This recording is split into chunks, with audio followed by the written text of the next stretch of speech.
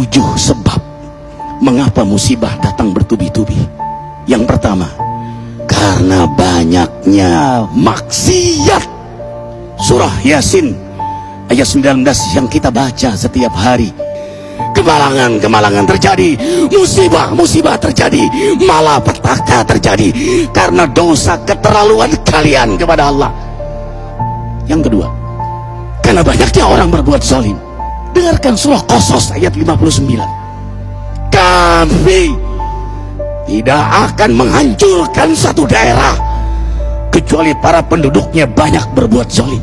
Anak durhaka pada orang tua, istri yang berani kepada suaminya, perampok, pembunuhan di mana-mana. Ini mengundang bala bencana.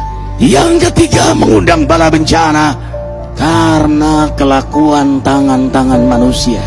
Rum 41. Telah tampak kerusakan di daratan dan lautan karena tangan-tangan jahil manusia, agar mereka merasakan akibat perbuatan mereka.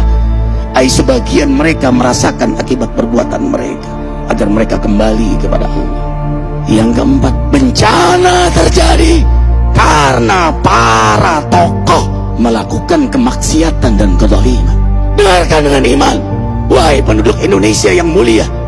Bila kami ingin menghancurkan suatu negeri, kami perintahkan para tokohnya untuk taat kepada Allah, tapi mereka maksiat, tapi mereka berbuat zalim, tapi mereka khianat kepadaku dan kepada makhlukku.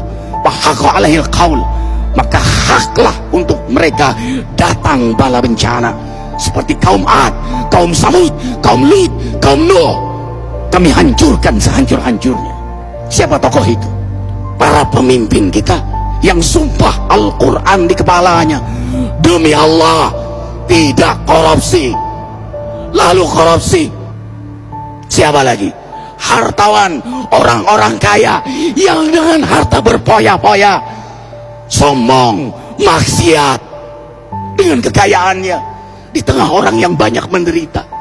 Siapa lagi? Ulama yang menjual ayat-ayat Allah dengan murah. Subhanallah. Yang kelima, mengapa bala bencana terjadi? Karena orang-orang soleh, orang-orang baik diam melihat kemaksiatan dan kemungkaran. Surah Al-Anfal ayat 25. Takutlah kalian dengan musibah yang tidak hanya menimpa orang yang maksiat, orang yang berbuat zalim, tapi juga kalian orang-orang soleh. Maka masa bodoh dengan kemaksiatan bukanlah sikap seorang mukmin. Amar ma'ruf nahi munkar adalah amal cerdas. Yang keenam, justru karena rahmat Allah, karena peringatan yang Allah hadirkan agar hadir mahkamah kesadaran kita. Ikhwah, dengarkan dengan iman surah Al-Baqarah ayat 155, 156, 157. Kami pasti uji kalian dengan sesuatu yang buat kalian takut lapar, takut miskin, takut kematian. Tapi kabarkan berita gembira bagi hamba Allah yang sabar dari semua ujiannya, yang mereka berkata, sesungguhnya kami milik Allah dan sungguhnya kami akan kembali kepada Allah. Yang terakhir, yang ketujuh, ada yang nanya, bagaimana yang maksiat yang selamat? Tenang-tenang saja.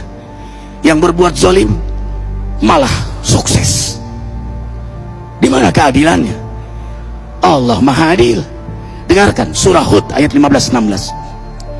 Barang siapa mencari kesenangan dunia, lalu dia menghalalkan semua cara, apa kata Allah? Kami beri, tapi di akhirat tidak mendapatkan secuil pun kenikmatan, malah nikmat di dunianya menjadi bahan bakar azab untuk dirinya. Itulah istidrat. Lalu apa sikap kita sekarang? Orang beriman menjadikan peristiwa apapun sebagai jalan untuk mendekatkan dirinya kepada Allah.